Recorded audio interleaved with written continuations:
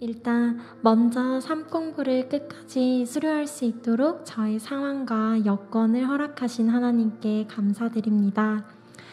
사실 이번 삶 공부를 신청한 가장 큰 이유는 생명의 삶 공부가 행복한 교회에서 다른 공부를 하려면 필수로 수료해야 한다는 단계라 해서 그냥 혹여나 다음에 듣고 싶은 강의가 있을 때 발목이 잡힐까봐 후회하지 않으려면 빨리 해치워버리자라는 마음으로 신청하였습니다. 사실 삶 공부가 무엇인지도 모르고 별 생각 없이 들어간 첫 OT 시간에 목사님께서 생명의 삶 공부를 하면 하나님과의 관계, 다른 사람과의 관계가 좋아진다 말씀하시면서 생명의 삶 공부에 대한 기대감을 심어주셨습니다. 저의 오랜 기도 제목은 하나님과의 관계가 친밀해지길 바라는 것이었습니다. 저는 구원에 대한 확신도 가지지 못했고 자신에 대한 정죄감과 하나님과 세상의 모호한 경계에서 늘 불안해했습니다. 그럴수록 더더욱 원했습니다. 하나님의 사랑을 느끼며 사는 인생은 얼마나 행복할까? 하나님 사랑이 내 안에 부어지면 이웃을 자연스레 사랑할 수밖에 없다는데 노력하고 애쓰는 사랑이 아니라 자연스레 흘려보내는 사랑이 나도 가능해질까? 내가 정말 행복한 크리스천이 될 수 있을까? 스스로 되묻고 고민하면서 결국 제가 던지는 모든 질문의 해답은 하나님과의 친밀한 관계 회복이라 생각했습니다. 그래서 목사님께서 강조하신 관계가 저에게는 삶 공부를 듣는 동안 핵심 포인트가 되어 매주마다 하나님과 조금 더 가까워지길 바라며 강의를 들었습니다. 이렇게 첫 OT를 통해 큰 설렘과 기대로 시작한 삶 공부는 제가 신앙생활을 하며 혼란스러웠던 지점들을 정리하고 일상 속에서 말씀대로 사는 법을 실천할 수 있도록 도와주었습니다. 많은 것들을 배웠지만 그 중에서 가장 감사한 배움은 죄와 구원의 확신이란 부분이었습니다.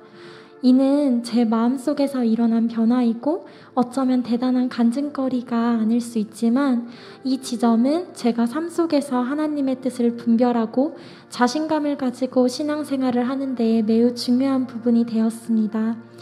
저는 스스로를 정죄하고 죄에 대한 분별력이 없음을 한탄하며 모든 행동에 확신을 가질 수가 없었고 불안하기만 했습니다. 가끔은 하나님이 죄인인 저를 죄 많은 세상에 던져두고 성경책 하나 지어준 채 어디 한번 잘 선택해봐라 하시는 것만 같았습니다. 어떠한 선택을 할 때마다 이것은 죄다, 이것은 하나님의 뜻이다.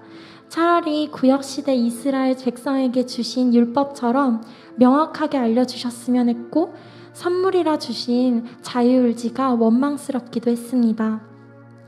저는 하나님의 뜻대로 살려는 저의 마음이 인간의 자유의지로 인해 좌절된다 생각했고 하나님은 그런 저를 가엾게 지켜보기만 하시는 줄 알았습니다. 그렇기에 내가 구원받은 존재라 고백하기도 어려웠습니다. 하지만 하나님은 죄를 분별할 수 있는 능력을 이미 주셨다고 합니다.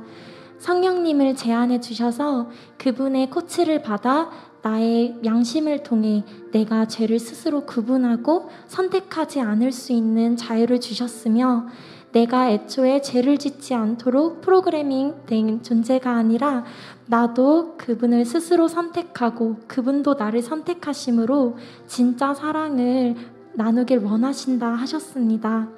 삶 공부를 통해 알아가는 하나님은 죄 가운데 저를 버려두시지 않고 매번 말씀과 성령님을 통해 나를 이끄시는 분이셨습니다. 저는 삶 공부를 하면서 스스로 이 마음, 생각, 선택, 행동은 어디에 근거를 둔 것일까 물으며 기도했고 양심의 거리낌을 살피며 성령님의 음성을 듣길 원했습니다. 조금씩 알아가는 선택의 기준과 그를 바탕으로 하게 되는 저의 행동에 자신감이 생겨났고 저의 마음에 기쁨이 차올랐습니다. 저는 현재 기독교 대안학교에서 학생들과 함께하는 일을 하고 있습니다. 다른 학교와 다르게 유독 상담과 학생들과의 교제가 많은 곳이고 신앙 고민들을 많이 나누는 때가 있습니다. 많은 친구들이 저처럼 자신의 연약함을 가지고 스스로 벽을 쌓아 하나님의 사랑을 누리지 못하고 있었습니다. 그래서 저는 우리가 받고 있는 하나님의 사랑, 우리가 받은 구원에 대해 자신 있게 아이들에게 선포하고 저와 같은 어려움으로 하나님과의 관계를 어려워하는 아이들을 응원하고 싶었습니다. 삶 공부를 하고 나서 저는 아이들에게 말합니다. 믿어지지 않더라도 이미 사랑받고 있고 구원받은 존재로서 살아가길 결단해보자. 선생님도 그럴 만한 자격이 없는 사람이지만 우리의 자격이 아닌 하나님이 그렇다고 하시니 그 말씀을 믿고 하나님의 사랑받는 사람으로 살아가 보자. 죄책감에 사로잡혀 기도가 괴롭고 입술로만 하는 찬양이 너무 부끄러웠던 저는 이제 저를 판단하는 자리에서 내려와 저를 보시는 하나님께 집중하려 합니다. 여전히 역시 나는 죄인이구나를 매일 깨닫고 한숨 쉽니다. 하지만 죄인임을 인정하는 중에도 더 이상 이 생각으로 모든 죄를 이기신 예수님이 나를 구원하셨다는 사실은 의심하지 않습니다. 그래서 망설이지 않고 하나님 앞에 다시 나아갑니다.